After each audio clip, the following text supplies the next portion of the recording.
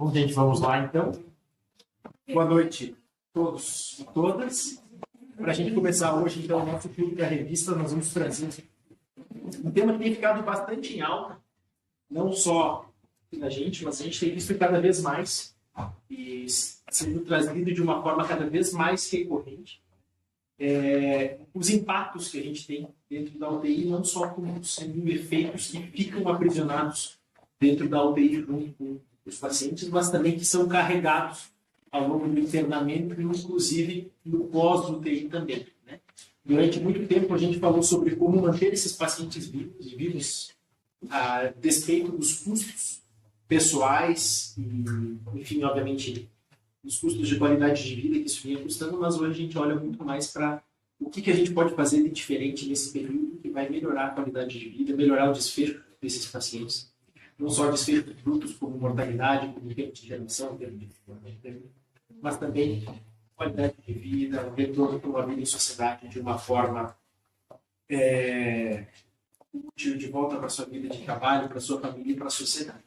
Então, aqui um pouco disso que a gente vai trazer, a Cecília vai comentar agora, um artigo bem interessante, da Critical Care Explorations, falando sobre, né, a melhora dos desfechos em pacientes mecanicamente ventilados quando a gente utiliza o bundle ABCDF, né? Então, o bundle é o que a gente tem visto um pouco, a Cecília, junto com o estudo do LCPC, eles têm diariamente, sistematicamente, vindo conversar com a gente das UTIs. Acho que é uma grande oportunidade da gente ver o real impacto daquilo que a gente está fazendo no nosso dia a dia e cada vez mais trazer isso de uma forma intrínseca para a nossa parte. Não sei se, por favor, sobre a vontade. Muito obrigada. Bom, esse tema realmente é algo que eu gosto mais de falar. Então, o Imi já fez uma apresentação sobre o tema, né?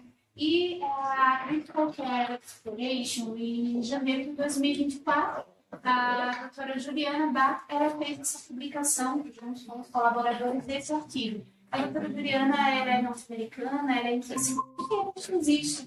Então, ela queria realmente entender como que esses bundles, eles sendo implementados de forma sistemática, eles poderiam impactar nos desfechos clínicos dos pacientes, especialmente os pacientes ventilados, né, nas UTIs lá nos Estados Unidos. É um estudo diferente do que nós estamos habitualmente acostumados a lidar. Então, nós vamos ver que tem muitos itens diferentes e interessantes para poder discutir agora nesse período.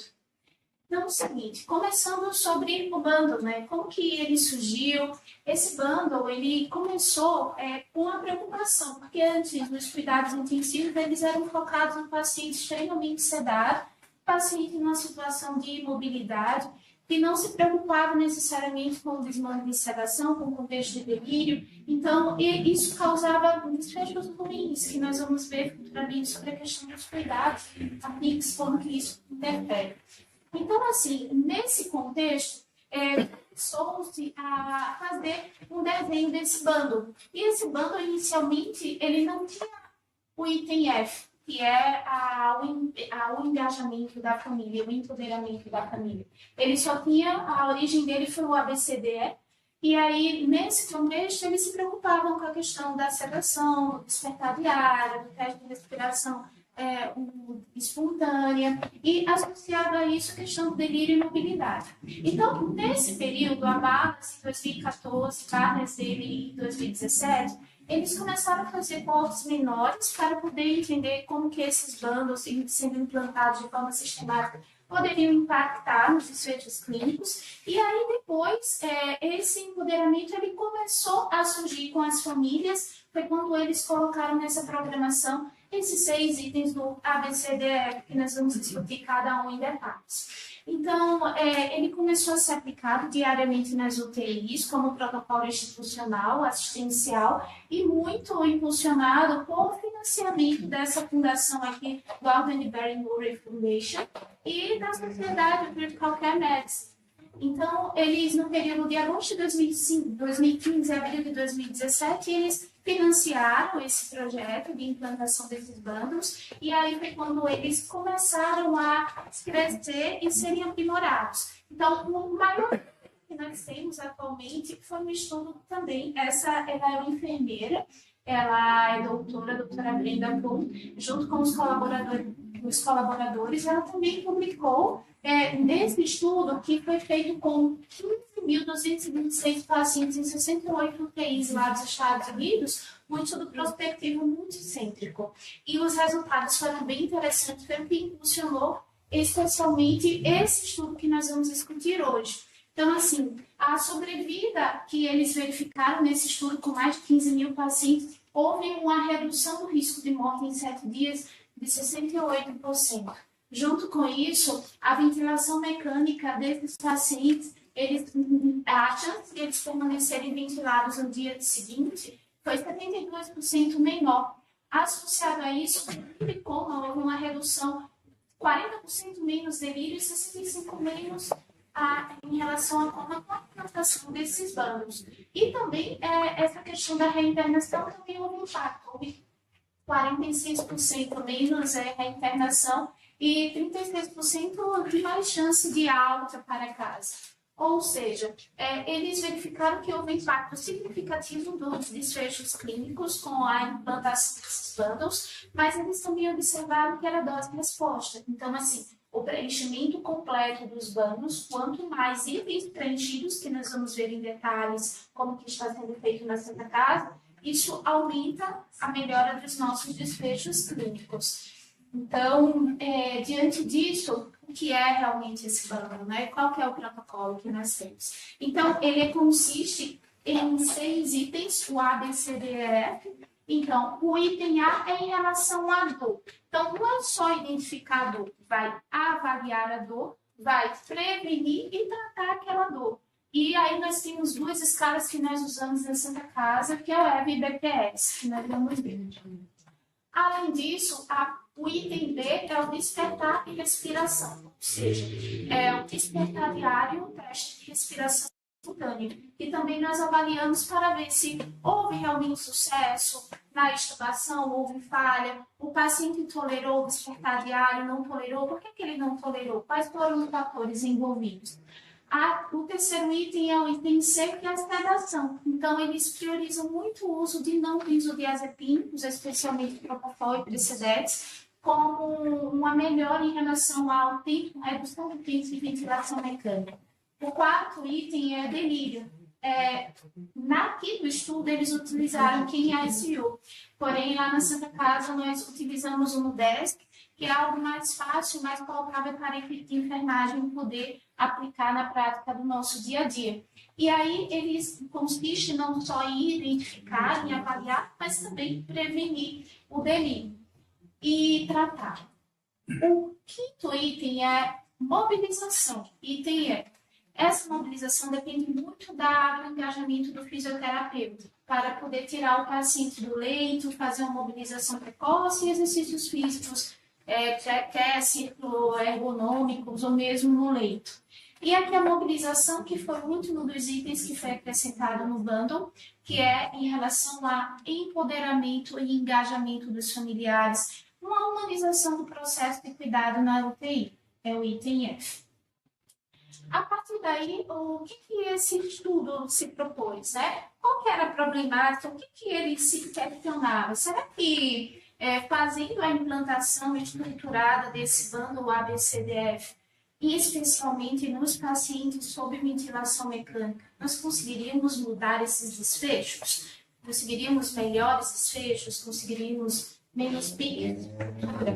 Então, foi por isso que eles desenvolveram, né? Foi o enfoque principal, foi o estudo que eles fizeram pré e pós a implantação do bundle, que nós vamos discutir em detalhes, nos hospitais comunitários lá dos Estados Unidos. Tem uma diferença lá que eles colocam no artigo: os hospitais comunitários são hospitais de menor complexidade. Os de alta complexidade, eles colocam no estudo como os universitários, que tem nível quaternário.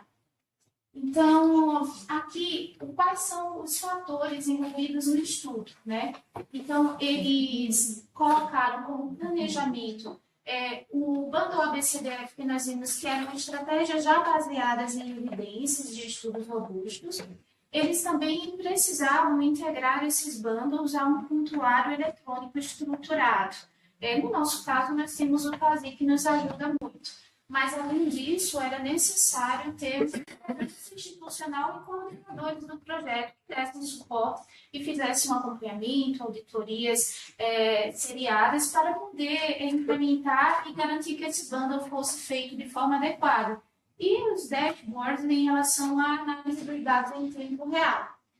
Além disso, os eventos clínicos que eles avaliaram, os desfechos. Então, nesse estudo, eles avaliaram o tempo de internação em leito de UTI, quanto tempo que os pacientes ficaram sob ventilação mecânica, quantos pacientes permaneceram por mais de 7 dias na UTI, qual foi a mortalidade hospitalar, qual foi a adesão a cada um dos itens do bundle, também eles se preocuparam com isso, mas principalmente, esse bundle ele vai ser sustentável, ele vai ser possível ampliar para outras UTIs além desse estudo?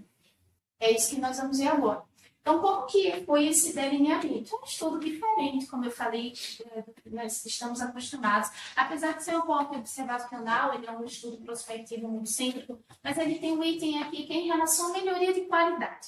Porque esse bundle, ele avalia não só como que o paciente vai ficar, mas como que a UTI vai melhorar a performance ao longo do tempo. E aí, eles fazem 3 períodos específicos. O primeiro período é o período pré-implantação do bundle, né? Que aí eles fazem com hospitais pilotos, são 6 hospitais lá nos Estados Unidos. Então, o primeiro período são 12 meses, que vai de julho de 2011 a junho de 2012. Aí, esse é o antes da implantação do bundle.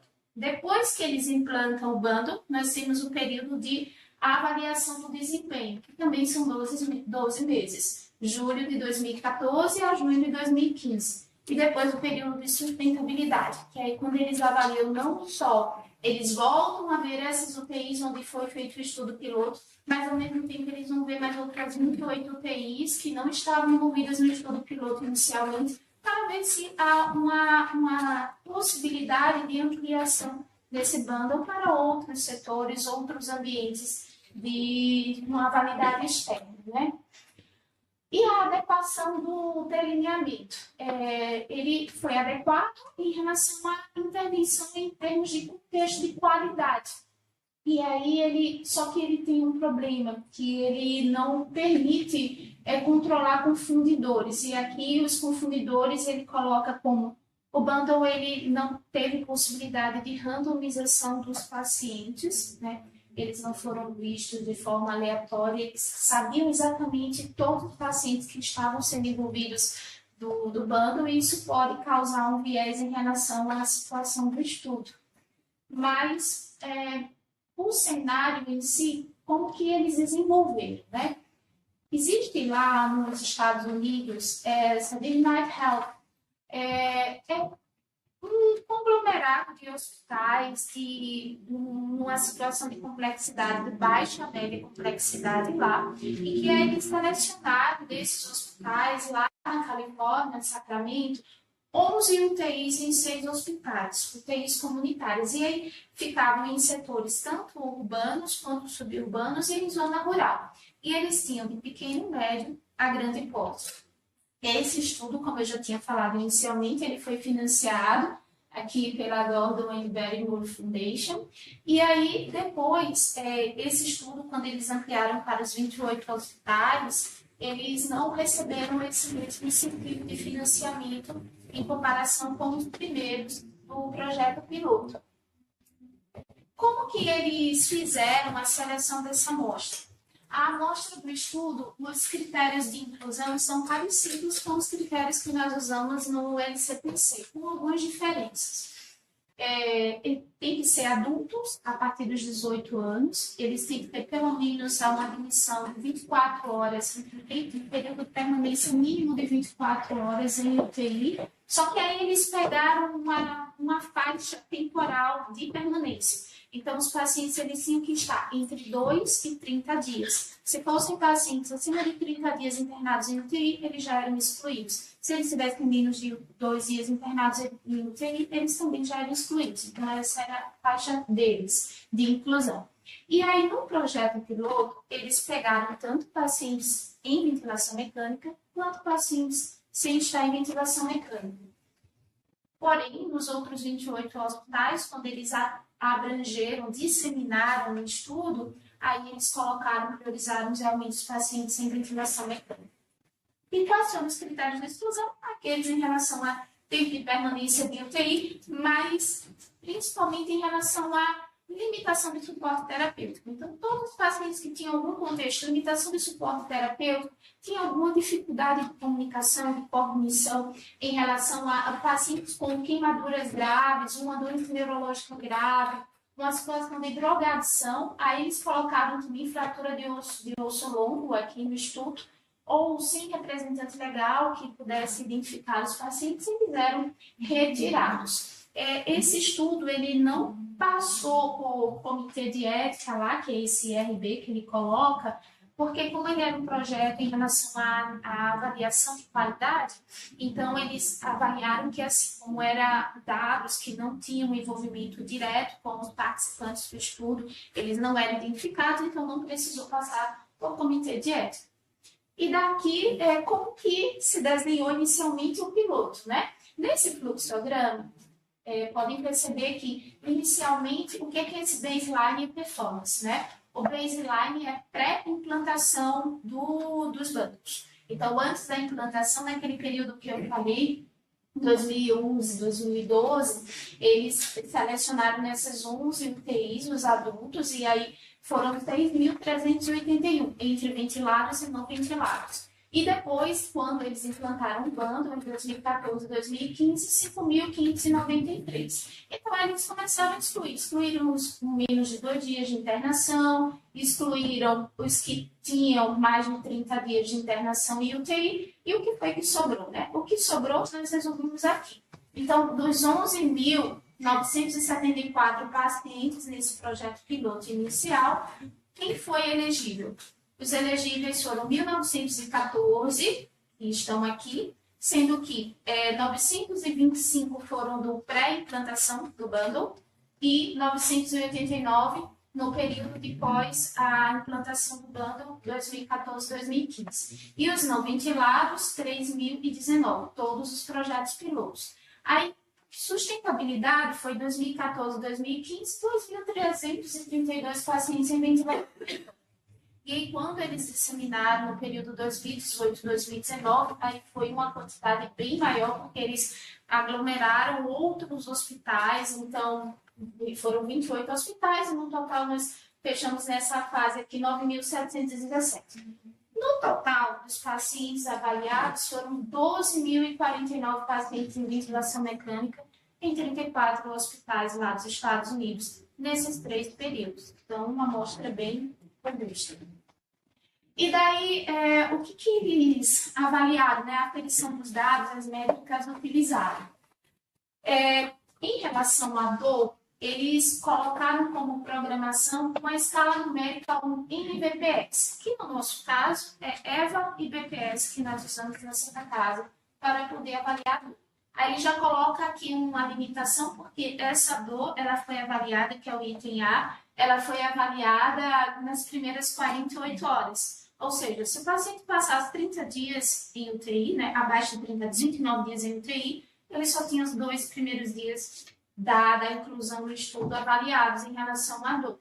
E aí, tratamento com opioides. Aí aqui foi um dos itens que mais eles observaram que houve adesão, impacto em relação a despertar diário e o teste da respiração espontânea e as reintubações. Só que eles colocam que a avaliação do RAIS, ela foi feita por turno, e a questão do uso de benzodiazepínicos e não uso de benzodiazepínicos, isso não ficou muito esclarecido em relação a esses 34 UTIs, assim, eles não colocaram nem mesmo no julgamento, assim, quantos que estavam em uso ou não. Mas eles avaliaram isso também como uma limitação. Aí aqui, delírio, né? Outra questão que eles colocaram, a ideia deles seria avaliar o delírio por turno, mas eles também não conseguiram fazer isso. Eles avaliaram só um turno. E aí eles usavam aqui esse SIGU, e aí nós fazemos na Santa Casa ou no desk, que eu vou mostrar o que é isso. E aqui a mobilidade e família, né, que eles juntaram aqui a IF, os elementos. A mobilidade é o IMS, isso aí nós usamos na Santa Casa. O IMS é a partir de 2, ou seja, o paciente ele já está conseguindo se movimentar ativamente no leito, mas ele não consegue levantar sozinho. E eles colocavam também uma escala em relação à análise se o paciente era candidato a cuidados paliativos ou não. E tinha essa questão da reunião familiar. Então, no estudo, é um pouquinho diferente do que nós fazemos na Santa Casa, porque nós colocamos a visita familiar, né, como um dos itens do bundle. Aqui eles colocam uma reunião familiar, é como se fosse para alinhar o plano de cuidados, ver se vai limitar suporte. Então, eles tinham que ter essa reunião familiar pelo menos 3 dias da inclusão no estudo.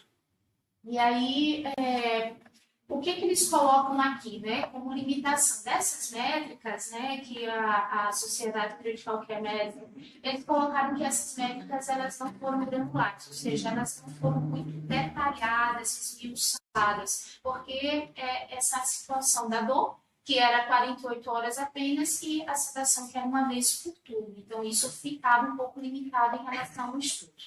Aqui a parte de análise estatística é algo que eu trouxe também, para mostrar que assim, nós fizemos múltiplas análises, é um estudo com muitas variáveis e que aí nós utilizamos várias análises para poder fazer essa avaliação, né? E houve realmente diferenças absolutas em relação a dias de permanência em UTI, em relação a tempo superior a 7 dias, e o intervalo de confiança que eu quero chamar mais atenção, porque é o que nós vamos discutir mais lá na frente nas tabelas, que foi utilizado de 95% de significância estatística com P igual ou inferior a 0,05.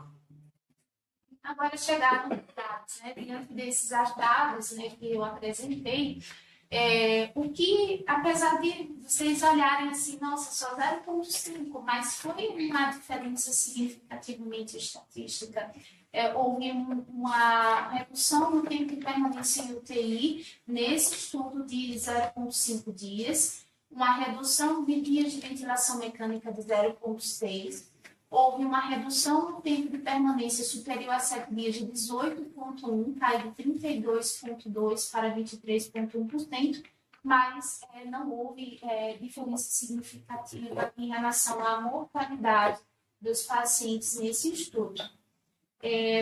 O que eles colocam também é que, assim, na fase piloto, a ventilação mecânica, os pacientes que foram incluídos, eles eram tanto ventilados quanto não ventilados. Porém, depois, quando eles colocaram na fase de implantação e disseminação, principalmente na disseminação, eles incorporaram só os pacientes sob ventilação mecânica. E aqui os desfechos, aqui a fase piloto, a pré-implantação, 2011, 2012, 2014, 2015, pós-implantação. Então, o que nós vemos, como eu falei do P, né, que eu tinha apresentado antes, eles trazem aqui tabelado em relação o que foi realmente diferença em relação a tempo de permanência em UTI, tempo de ventilação mecânica e o tempo superior a 7 dias de internação em UTI. A adesão.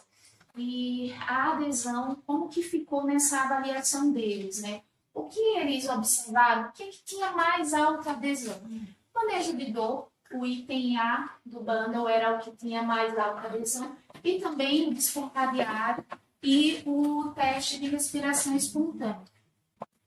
O que teve uma melhora significativa com a implantação dos bundles foi em relação à questão do uso de benzodiazepínicos, reduziu realmente, teve uma diferença significativa com o enquadrado realmente de grande impacto, e também a triagem de delírio, também aumentou bastante na UTI.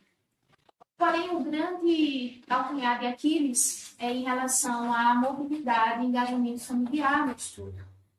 Os fisioterapeutas, que principalmente são eles que trabalham muito com a mobilidade na UTI, tiveram uma dificuldade, uma resistência, algumas vezes, algumas situações, talvez medo de mobilização dos pacientes. Então, assim, isso foi o que impactou mais em relação a dificuldade de implantação dos bundles em termos de mobilidade e engajamento familiar. Aí, aqui nessa tabela, ainda considerando os 6 hospitais da fase piloto, é justamente aquilo que eu tinha falado, né? Em relação à significância estatística, em relação aos itens A, B e C, são os que, os itens, na verdade, A e C, são os que realmente mudam com a implantação do bundle. Então, eles tiveram realmente um impacto significativo antes da implantação e depois da implantação houve uma melhora da assistência em termos disso. Mas não houve diferença em relação à mobilidade e engajamento familiar nesse aspecto. Sustentabilidade, né? Aí, depois que eles fizeram a implantação, eles decidiram implantar outras UTIs, o bundle, para ver se isso realmente era viável, se tinha a efetividade dessa implantação desse bundle estruturado, né? Então, isso, e além disso, quando eles fizeram a disseminação para esses 28 UTIs, eles reavaliaram como que o bundle estava sendo implantado nas 6 UTIs piloto que tinham começado naquele período lá de 2011, as avaliações. Então, o que é que eles perceberam, né? Aí, houve uma queda, depois de 3 anos, nessas UTIs piloto, houve uma queda de 50% em relação à questão do despertar diário e o teste de respiração espontânea.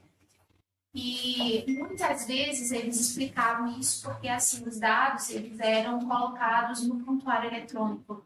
E aí, se eles não eram alimentados, eles consideravam como não ter dados, né? Então, eles acabavam ficando como missing data e eles não conseguiam considerar esses dados, por isso que havia essa subnotificação. O que eles perceberam é que, assim, da sedação e delírio, eles conseguiram manter a adesão, então eles conseguiram manter os pacientes sedados com não benzodiazepínicos, eles conseguiram manejar melhor o delírio, conseguiram rastrear o delírio. Isso aqui não houve uma mudança tão significativa.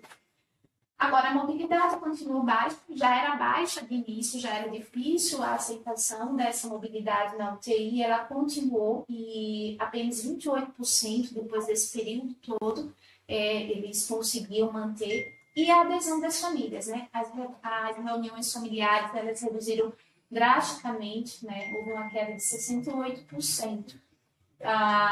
O que eles colocam também é que, com essa questão do financiamento, nesse período que eles não estavam sendo mais financiados, então, a boa parte dos coordenadores, das pessoas que estavam envolvidas inicialmente, elas acabaram debandando porque não tinha valor financeiro agregado aqui para poder dar continuidade à implantação dos bancos. Aqui é justamente essa disseminação, né, que aí é um gráfico que consegue, aqui não sei, lá atrás, a tonalidade do laranja não ficou, talvez, muito fácil de compreender lá atrás. Mas, assim, essa primeira barra é dos 6 hospitais piloto e a segunda barra são dos 28 hospitais, depois que eles foram disseminados para as demais UTIs, né? E aí, realmente, assim, o que impacta essa parte do uso de não benzodiazepínicos e controle de sedação e rastreio e tratamento do delírio. Mas, de fato, assim, engajamento familiar e mobilização é o que tem mais dificuldade. Esse gráfico é um retrato do que essa tabela 3 mostra, que é justamente aqui no final do estudo, né? Aqui os 34 UTIs, eles descrevem nas colunas cada um dos itens do ABCDF e como que eles foram, ao longo do tempo, sendo aderidos ou não. Então, realmente, assim, a parte da sedação e delírio são os que lideram em relação à manutenção de adesão. Porém, à medida que o tempo foi passando, a parte de mobilização e a parte também em relação ao engajamento familiar, isso foi o que mais impactou. O que nós podemos avaliar, então, em relação ao desempenho dos bundles, né? Quando eles foram implantados, o que nós percebemos é que houve realmente melhoria, como os gráficos todos e as tabelas nos mostraram, do manejo da sedação e do delírio. Então, os itens C e D do bundle foram os que teve uma resposta significativa e positiva em relação à adesão e manutenção ao longo do tempo. E o que eles sempre enfatizam é essa dose-resposta. Quanto mais esses bundles são preenchidos, quanto maior a adesão da equipe para esse engajamento do preenchimento, melhor nós conseguimos indicadores e melhora dos desfechos também. E os efeitos são cumulativos, especialmente em relação à duração de ventilação mecânica, tempo de internação em UTI e pacientes com mais de 7 dias internados em UTI. Então, visualmente, nós percebemos que melhora a adesão, itens A, C e D, e a adesão mais baixa, B, E e F. E por que isso, né? Os itens A, C e D, eles têm uma dependência maior da equipe de enfermagem à beira-leito. Então, a equipe de enfermagem, ela consegue identificar melhor a parte do delírio, e aí nós conseguimos identificar e tratar conforme a necessidade.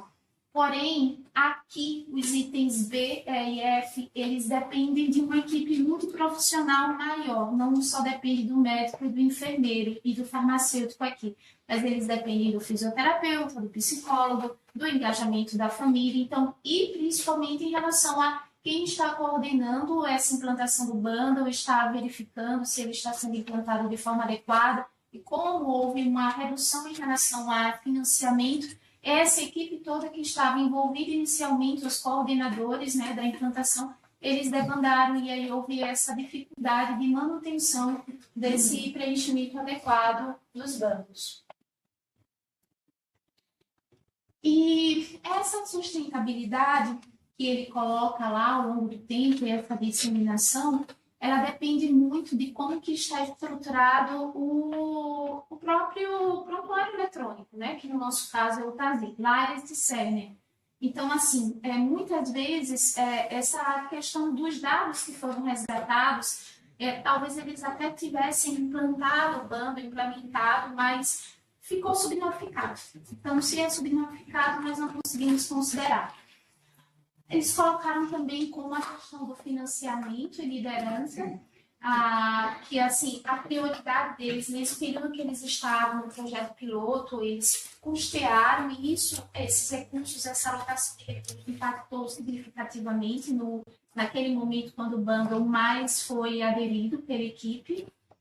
E a outra questão é que, ao longo do tempo do estudo, eles mudaram a forma como o item F foi manejado.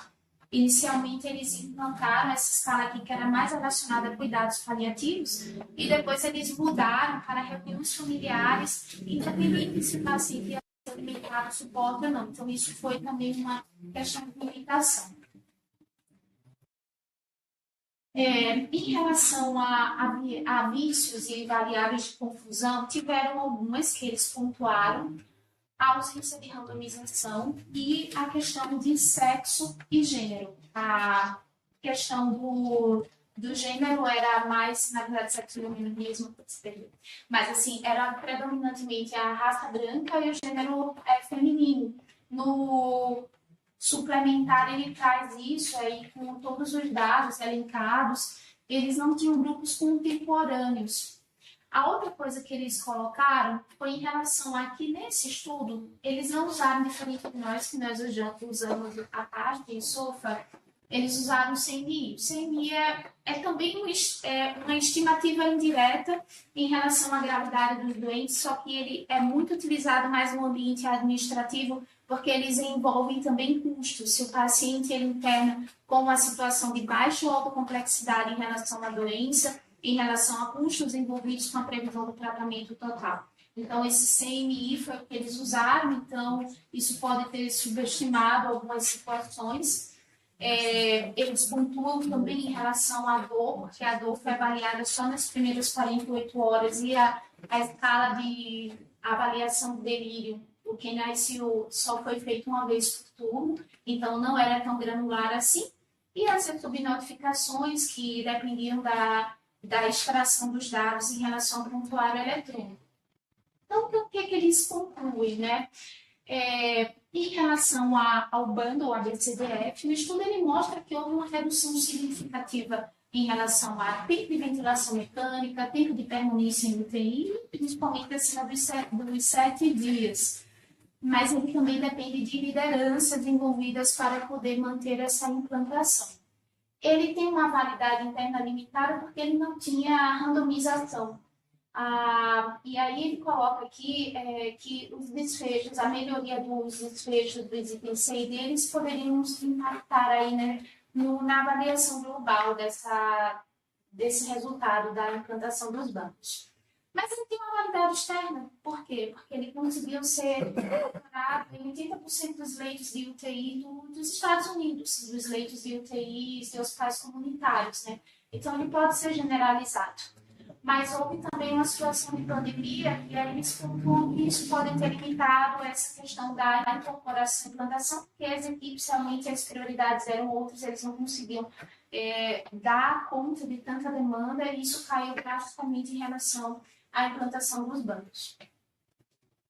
E ela convence? Essa discussão do artigo, será que ela convence? Então, assim, ela tem pontos favoráveis que nos convencem, nos ajudam a utilizar esse artigo como uma situação de embasamento em literatura de implantação desses bancos, porque ela tem os dados alinhados com aqueles outros estudos, especialmente do PROA em 2019. Ela tem respaldo em relação à parte biológica, porque realmente assim, a redução dos benzodiazepínicos causam menos delírio, menos tempo de internação em UTI e menor tempo de ventilação mecânica. Tem um efeito dose-resposta em relação quanto maior o preenchimento dos bundles, melhores os desfechos. E houve redução realmente de 0,5 dias em relação a tempo de internação em UTI e 0,6 dias em termos de ventilação mecânica, que foram considerados relevantes pelas análises estatísticas. E mais uma vez, ele coloca que a ausência de randomização é algo que impacta nessa questão das intervenções do Instituto. Isso aqui, o período, houve mudanças nas práticas, especialmente do item F ao longo do tempo, isso também foi uma limitação. E a questão do uso do CMI também foi uma limitação, porque eles não usaram SOFA nem APACHE para avaliar diretamente a situação de gravidade. E a aplicabilidade, nesse estudo, ela se mostrou bem alta nos pacientes sob ventilação mecânica, né? Principalmente os pacientes que tinham dificuldade de desmame de sedação, os pacientes que tinham UTIs, que tinham indicadores de delírio muito elevados, e os que tinham, assim, essa questão do sistema integrado de prontuário eletrônico e lideranças que pudessem implantar esses bancos. Porém, ela não foi muito, teve uma aplicação limitada, né, essa análise, com a situação de pacientes fora de ventilação mecânica, as UTIs acadêmicas de alta complexidade, né, porque os hospitais que foram utilizados foram hospitais comunitários, e a situação de Covid, porque houve uma dificuldade de conseguir pessoal para poder aplicar esses bancos. Então, para poder fazer com que o bundle funcione, nós precisamos de uma equipe muito profissional empenhada, né? Não basta só a equipe médica, não basta só o enfermeiro, o fisioterapeuta, cada um fazer a sua parte, o psicólogo. Todo mundo tem que estar empenhado, integrado, entendendo qual é a importância e por que isso tem que ser preenchido de forma correta e diária, né? E isso aí em tempo real para poder ter os indicadores e poder avaliar como que está o nosso desempenho em termos de qualidade. E essa parte das lideranças também é bem importante para garantir a sustentabilidade do bundle e intensificar a parte do engajamento familiar, a presença da família, a humanização do paciente em UTI, trazer a família para junto, porque isso aí também vai nos ajudar a melhorar essa parte dos indicadores dos bancos. Então, como que nós estamos na Santa Casa? Todos os dias eu chego lá perguntando sobre várias coisas, né? A gente fica mandando mensagem. E, ultimamente, eu também tenho participado de algumas visitas muito profissionais, né? Cada UTI, cada dia eu vou. Essa semana passada eu fui em algumas, essa semana eu vou. É tudo surpresa. Eu vou. Não digo quando eu chego, só chego. Isso justamente porque, assim, nossa visita lá é justamente para ver principalmente como que a enfermagem está preenchendo esses bundles para ver se eles têm dúvidas, e realmente eles têm dúvidas. E o papel nosso lá não é falar o que está certo ou o que está errado, mas avaliar como que eles estão implantando, ver as dificuldades, tirar as dúvidas e ver como que nós podemos otimizar para que esse preenchimento seja correto, né? Então, aqui é o bundle da Santa Casa, né? Ele tem alguns itens que não fazem parte do nosso dashboard, mas ele tem um ABCDEF todo, tá? Então, assim, o que nos preocupa e que seria interessante se vocês, especialmente os pacientes que nós finalizamos que estão no estudo, puderem verificar depois da visita multi, em relação se esses preenchimentos foram feitos de forma completa, correta, né? Especialmente aqui em relação à sedação e analgesia. Aí aqui temos o teste de despertar espontâneo, que até o Vini pontuou, depois nós estamos em formatação, tá, Vini? Isso aqui foi feito, e aí é de acordo com os trabalhos, mas isso aqui é o diário mesmo. A parte do delírio, aí como eu falei, o Nudesk, né, que é no lugar do QNICU, nós usamos o Nudesk, e aí caso o paciente apresente ao delírio, quais foram as intervenções realizadas, o acompanhamento da psicologia em relação à família, o item F é justamente isso aqui, se a família está indo, se tem visita estendida. Aí aqui tem o bundle da ventilação, mas aí tem o bundle também, o item B aqui, teste da respiração espontânea, se houve falha ou sucesso. E a PAV, aqui o bundle de PAV, ele não entra no ABCDF, mas ele faz parte da nossa certificação do indicador. Tá? Então, assim, esses 3 quadrados aqui são os principais em relação à implantação do bundle ABCDF. Obviamente que nós estamos sempre revisando, a enfermagem já sinalizou assim, sobre oportunidades de melhoria que nós vamos trazendo, discutindo com o doutor como que nós podemos otimizar ainda mais para garantir que tudo seja preenchido. E aí, para avaliar em relação a parte da analgesia, né, que é essa parte aqui, aí nós temos essa outra página que fica no verso, isso ajuda a enfermagem também, que são as 2 escalas. A escala EVA, que é quando o paciente está acordado, e o BPS, que é quando o paciente está entubado, sedado. Então, nós fazemos essas 2 avaliações para análise de dor. A questão da sedação em relação a RAIS e o MUDESC, que fica no lugar do QNICU, e aí nós também pontuamos para saber como que está em relação a risco de delírio. Se fechar 2 aqui, já tem risco, já tem possibilidade de estar em delírio, tá? Então, isso aqui é uma parte do que nós fazemos. A doutora Amanda também vai colocar algumas outras situações aí. Nós temos essa questão da história. E o que precisa, então, para que esse bundle ele seja sustentável, né? Precisa, em relação ao engajamento institucional de toda a equipe, ter lideranças envolvidas para garantir que ele seja aplicado, supervisionado, coordenado de forma correta. A interdisciplinaridade, auditoria e feedback, né, de todos os envolvidos. Porque, no final das contas, tudo isso que nós estamos discutindo tem um propósito, né? Não é só não é salvar só as vidas, né? A medicina intensiva de excelência, ela vai muito além disso, né? Ela vai mais na parte de humanização do cuidado e garantir a funcionalidade, principalmente quando o paciente sai da UTI. Nós estamos tendo a oportunidade do ambulatório aí do LCTC, com 90 dias os retornos, e como que é interessante ver como que eles estavam e como que eles voltam, né? E é muito bonito de ver como que, assim, a reabilitação acontece, ou às vezes não acontece, por que não aconteceu. Então, a mensagem final é essa, né? Que medicina intensiva de excelência não busca apenas salvar vidas, mas também preservar a humanidade, cognição, funcionalidade e dignidade. Sobreviver é necessário, recuperar-se com qualidade de vida é essencial. Muito obrigada.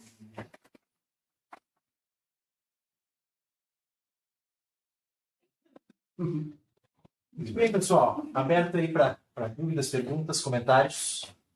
Aí. Se quiser aí.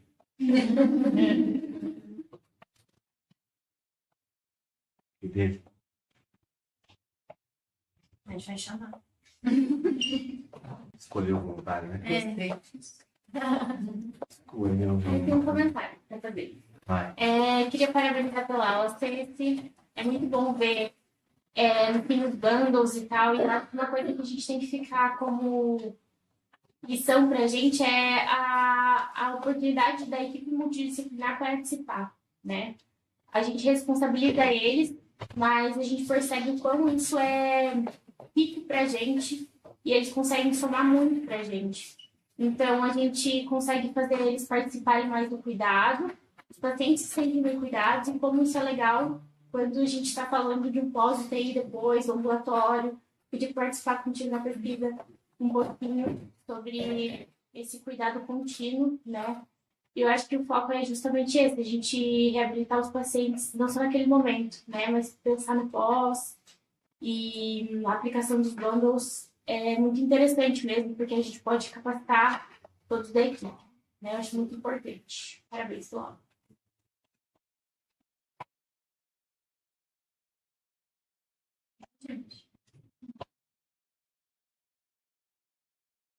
Primeiro, parabéns. A Cecília sempre vai muito bem nas apresentações. Dominou muito bem o assunto, o artigo. Achei importante ter toda bem descrita as críticas e quais as fragilidades.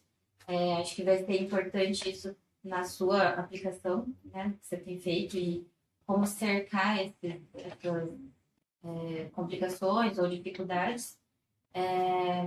Fui um dia só de acompanhar, né? E já foi suficiente para ver a seriedade que você tem.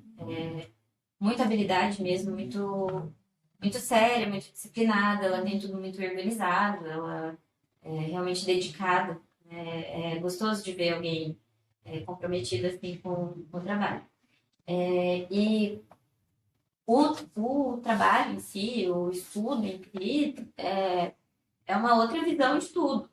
É uma coisa que a gente não tem no nosso dia a dia e não vai ter, né?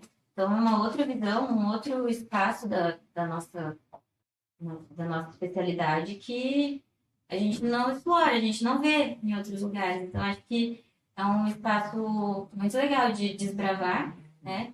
E queria aproveitar, me convidar para ir mais vezes te acompanhar, porque eu fiquei super inspirada. Assim.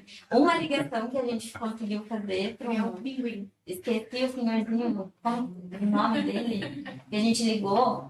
E, meu Deus, eu fiquei derretida. Assim, eu sou corona, né? Já fiquei toda emocionada. Falei, é por isso que a gente vai trabalhar todo dia na UTI, assim. De lembrar que a preocupação dele era que ele tinha uma netinha. Ele tinha que voltar para casa para ver a neta. E aí, então, assim, essa delicadeza, isso inspira a gente, né? Para continuar firme todos os dias na UTI. Então, parabéns, eu tô, assim, bem inspirada e feliz, assim. Admiro muito você e agora mais que nunca. No final da aula a gente faz uma lista de recrutamento, então... Não precisa, né? Não precisa. Não precisa, já tá fechado. Manifestação Nem. O projeto completo. Nem. Tá recrutada já. Lá. E só mais alguém? Eu tenho alguns comentários, vou comentar um pouco da parte metodológica. Parabéns pela apresentação, Ceci. Primeira coisa, quando a gente pensa na generalização de um artigo, a gente tem que ver a representatividade dessa amostra e aonde a gente está estudando, né? Quando a gente vai ver o material suplementar, apesar de ele colocar que a gente tinha hospitais mais rurais, suburbanos, urbanos, acadêmicos, hospitais de escola ou não, quando a gente vai ver no material suplementar, a gente só tinha um hospital que era um hospital escola. Então, a gente já precisa entender o perfil, que talvez o perfil seja um pouco diferente. Quando a gente observa quais elementos do bundle tiveram pouca aderência, a gente percebe que um deles é a mobilidade precoce, certo? Mas vocês lembram quem que a gente incluiu na amostra desse estudo? Um dos critérios de exclusão eram os doentes que tinham uma limitação importante de mobilidade já prévia. Então, aqui a gente está falando que talvez a gente não esteja aderindo bem a um bando de mobilidade num doente que não tinha uma restrição tão grande, né? Então, isso acende um alerta mais importante ainda, né? A gente não está falando dos doentes tão graves. Falando em gravidade, a Ceci colocou muito bem, né? Da forma como os doentes foram aferidos aí com o Case Mix Index, que foi sempre aferido na alta, e que não leva em conta, talvez, a gravidade, então, clínica desse doente, se fosse uma média, assim. Então, a gente pega indicadores que a gente mais utiliza, e comparativos mesmo, com outros artigos, como a Apache, como o SOPA. E a gente tem que se perguntar, por exemplo, quando a gente vai ver lá, ali, na questão de sustentabilidade, o B foi ruim, né? Mas quando a gente vai comparar pré-implementação do bundle e pós, o B foi um que não teve grande diferença.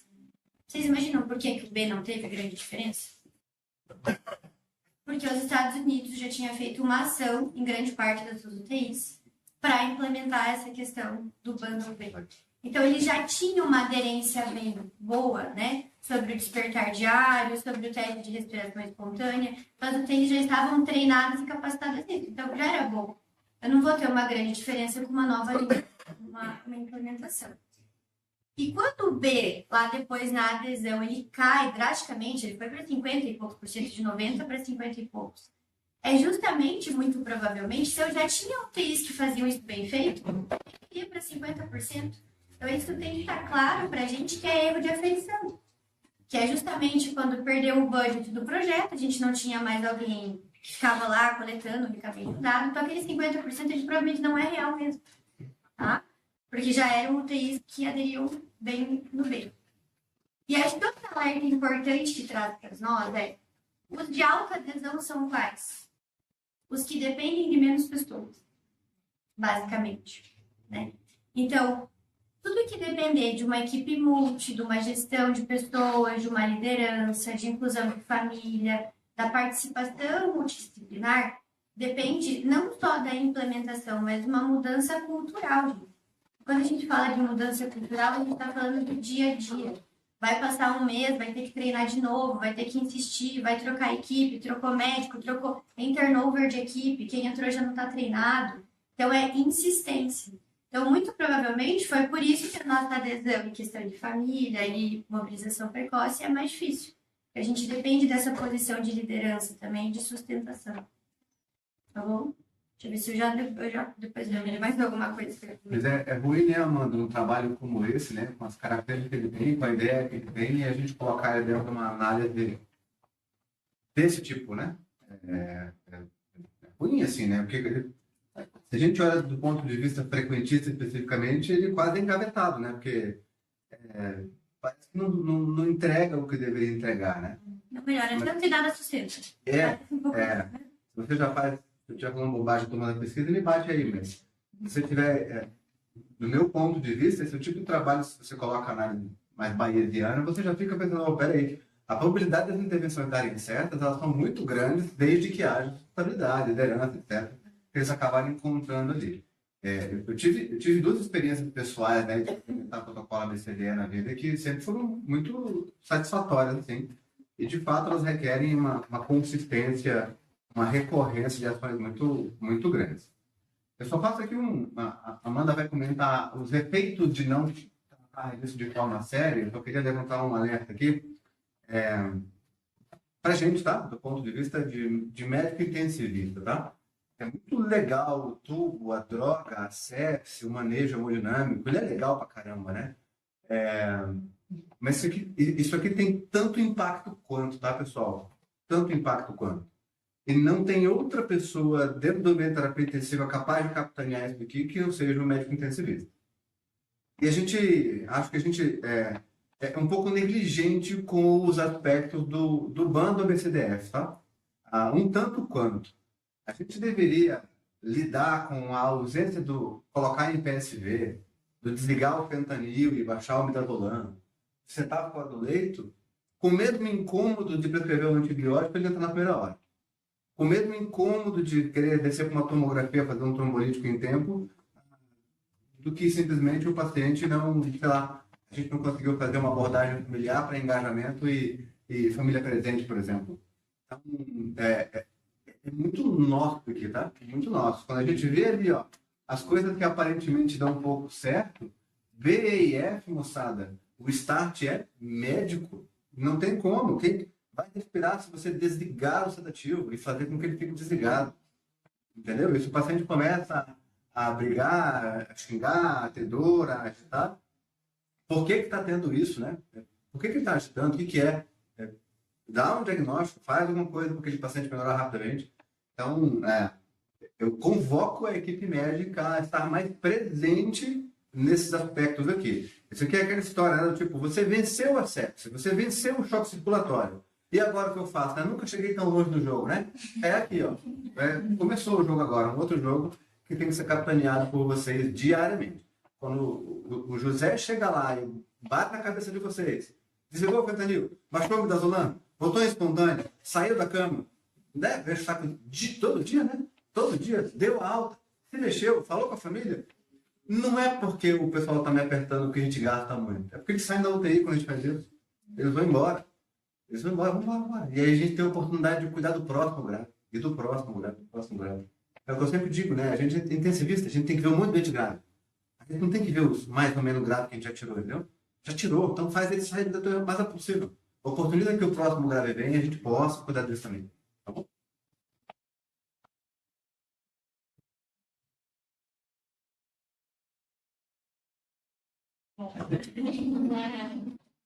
Eu tenho um monte de coisa para falar, então nós temos tempo, né? Os 5 minutos. Vou contar um pouquinho a história do... Eu, como não converso com você regularmente, mas... Alguém sabe o que é banco? Não? Alguém sabe? Alguém pode... Bem honesto. Não penso que na resistência pode contar de multi, poder falar algo. E ela sempre cantava por aqui, quanto só bando? Aquela residente, né, rima ali, sem graça, então, o que é aquilo? Porque eu simplesmente não ideia do que era, né? E aí eu realmente fui entender, assim, de uma forma simples, só foi realmente ter a multi, que a equipe da enfermagem tem as folhinhas, né? E pedir um dia para eu garimpar, gente, mas eu nunca aprendi isso, o que é isso? Que eu realmente fui entender o que era o bando, o que era importante. Eu fiquei bem surpresa com o artigo, porque se a gente for pensar assim, 0,6 dias a menos de ventilador, 0,5 dias a menos de internação. Um paciente que já está ali, se a gente for considerar um paciente exclusivo, é um tempo curto, entre aspas. Mas se a gente for considerar isso em 10 dias, né, são 6, então assim, proporcionalmente muda muito, né? E a Amandinha estava conversando com a gente hoje, justamente na aula que a gente teve uma discussão sobre a anestésia, que às vezes, né, a gente se deixa desatento, né? Às vezes está falando com alto, às vezes não está entendendo, esquece que o delírio deixa o paciente mais tempo não UTI. Então, assim, talvez, né, a principal compreensão que eu me peguei desse artigo, e ainda mais porque a mãe tinha dito com a gente hoje cedo, é que às vezes tem que a gente se preocupa muito com isso, se preocupa com o paciente que está grávida, na hora que chega, entubar e tudo, mas a gente não se atenta devidamente a esses cuidados, que é o que faz diferença para ir embora, né? A gente se preocupa muito com a forma como chega, mas o detalhe para fazer o paciente ficar, a gente deixa um pouquinho de lado às vezes. Legal. Mas eu perguntei o que é bundle. B-U-N-D-E-L. Alguém sabe o que é bundle? Não? Isso é fundamental de entender. Super importante. Bundle é, sim, tradução é como se fosse um feixe. Né? Tradução do dicionário é um feixe. Mas é como se você pegasse um galho, e o galho tem uma certa flexibilidade, uma certa resiliência. Põe 2 galhos, põe 3 galhos, põe 4 galhos, põe 5 galhos, aquilo ali tem resistência, tem resiliência. Dá até para você colocar as figurinhas, assim, na época que os bundles saíram, final da década de 90, mais ou menos, era aquele cara que vai tá na roça, vai carregar alguma coisa, ele pega um galho, pega 2, pega 3, e põe nas costas, assim, pendura um troço. Ele pode pendurar mais peso, quanto mais galinhos, quanto melhor reforçado for o bundle. Então, a ideia do bundle, ela foi disseminada por um cara chamado Pronevost. Eu fiquei pensando, eu falei tanto o nome desse cara aqui, durante uma época, pode não ser Pronevost, mas dei uma olhada. Em 2004, a gente convidou Pronevost para poder vir a Curitiba, no Congresso Brasileiro, porque ele tinha sido capa, isso é do capa não, ele tinha sido uma daquelas 50 personalidades que a Time volta e meia. Isso em 2004, 22 anos. Porque ele tinha disseminado o bundle do catéter. do catéter venoso. O periférico, catéter venoso central, catéter arterial, que são 4 ou 5 coisas. Porque você não colocar mais do que 2 coisas ligadas ali no catéter, está olhando o curativo toda hora, vendo se tem infecção ou não tem infecção, e retirar o catéter assim que ele não precisar mais, troca o catéter, qualquer coisa. E ele havia, num estudo no estado de Michigan, durante uma coisa como 2 anos, zerado a infecção do catéter, relacionada com o catéter utilizando o banho. Isso se disseminou. Você não pode fazer só uma coisa, não é só ir lá olhar o catéter. Não é só você tomar em todos os turnos a decisão se tira o catéter ou não. É uma série de coisas. Como tem o bando para prevenção de PAV, como tem o bando para prevenção de infecção urinária, e como daí o pessoal da Surviving Sepsis Campaign veio com a ideia de que para você poder melhorar o prognóstico da sepsis, não adianta só fazer antibiótico na primeira, só fazer o volume adequado, só fazer a droga vasoativa, só olhar para a perfusão, só fazer o corticoide. Você tem que fazer o bando, o pacote, tá certo? Porque se você deixar de fazer alguma coisa, dá errado. E o IHI, né, que é a instituição de saúde, talvez das mais importantes americana, dissemina isso para todas as atividades de saúde. E que a saúde ela tem desfechos que são dependentes do número muito grande de variáveis. Se você controlar 2 ou 3 só, não é suficiente. Você tem que controlar muitas variáveis concomitantemente. Então, tem bando para tudo na unidade de terapia intensiva, porque a gente não lida com coisas assim. Eu tiro a arma do cara e se eu tirar a arma do cara, ele não te mata. Né? De modo geral, um trauma, no caso de um tiro, ele tem uma causa só. O que estava na arma tirou. As nossas doenças, elas têm múltiplas. Você tem que controlar um monte de coisa. Assim como doença cardiovascular. Não adianta você controlar só a pressão arterial e não controlar o colesterol, não controlar a obesidade, não controlar o tabagismo. Tem que controlar tudo. Quanto mais coisas você controla, menos despejo você tem. Isso daqui tem a mesma ideia. Em 2013, havia surgido a ideia do protocolo ABC, que a Amanda falou, que você estudar o mais possível. O da sedação, que você retirar a sedação do despertar diário, 2002, se não me engano. Tinha várias coisinhas, né? Todo mundo falava mal de benzodiazepina, particularmente a brasileira. Não é a droga, é o protocolo. É você deixar o doente mais acordado aí. Vai parecer que é combinado. Vai.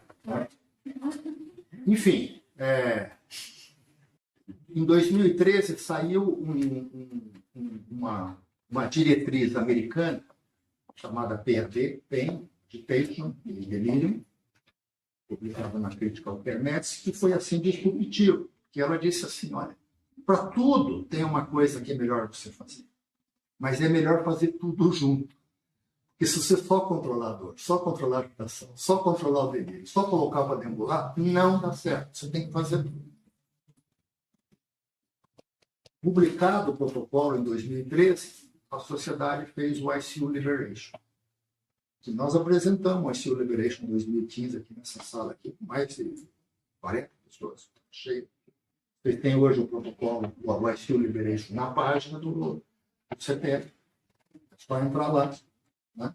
Cada um dos itens, como fazer isso.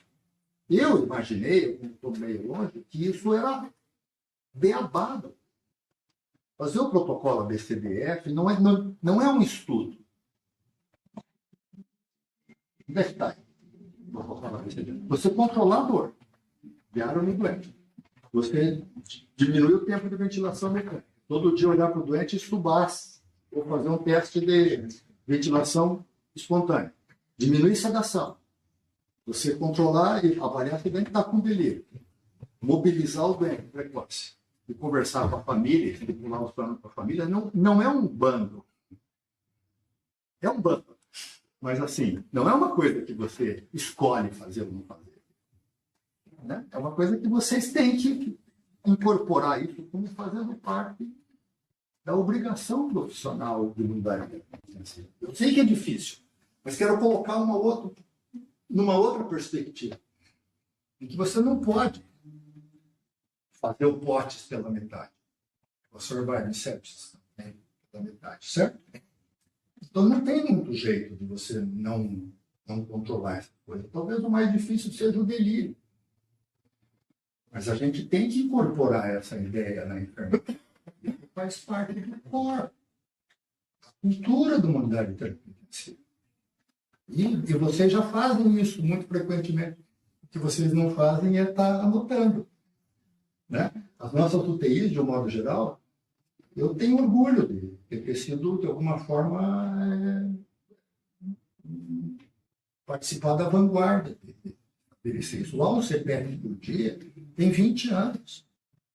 Ninguém fazia visita multidisciplinar à beira do leito antes do nosso.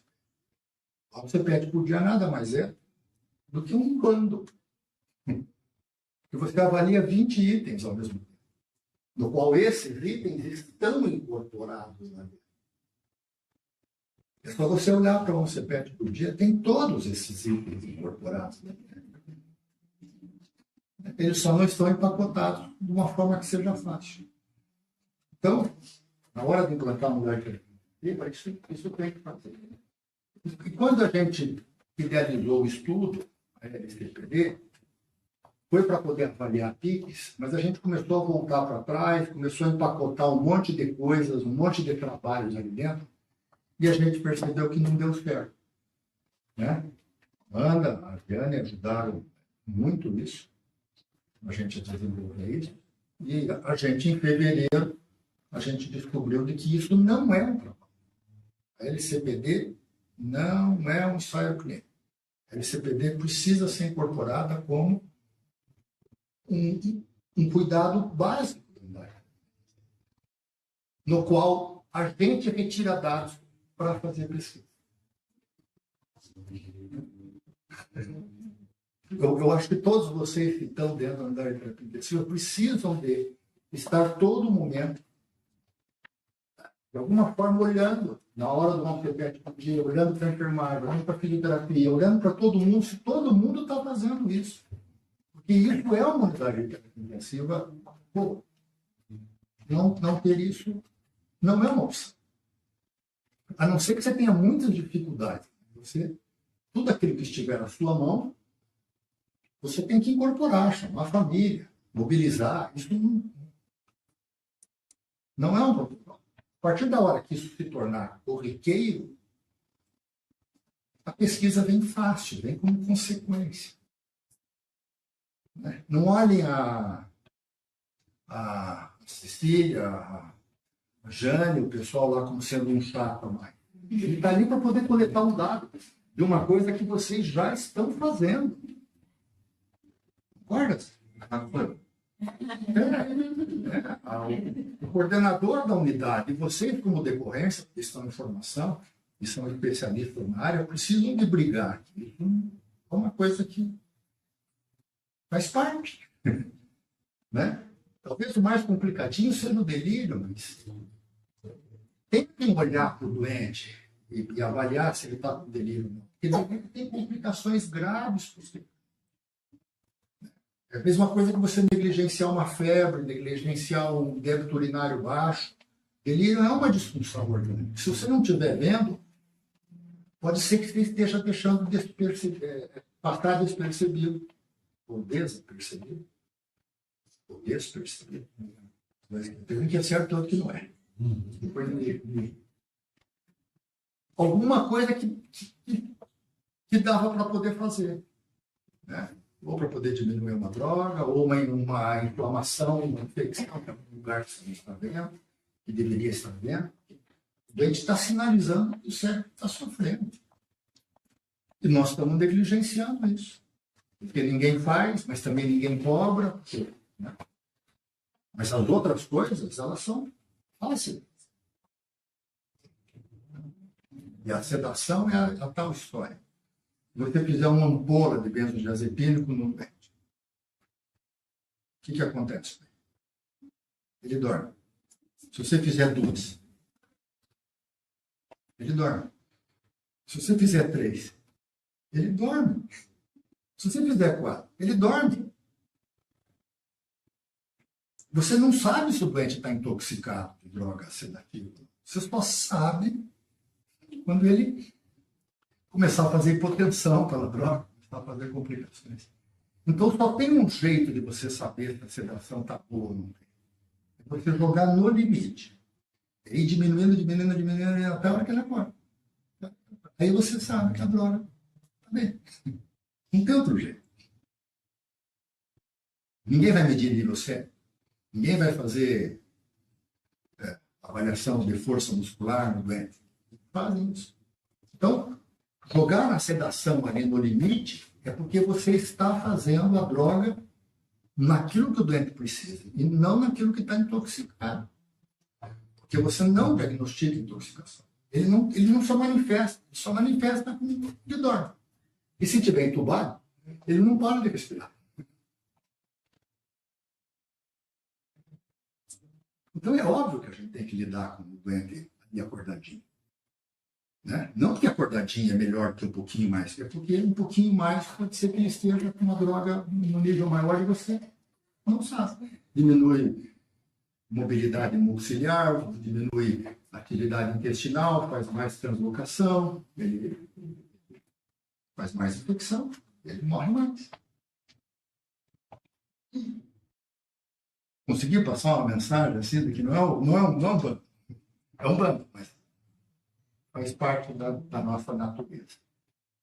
Eu adorei o jeito que você apresentou, até a ênfase na metodologia, porque quanto mais envolvido com a pesquisa você está, mais você quer saber se os resultados fazem sentido ou não.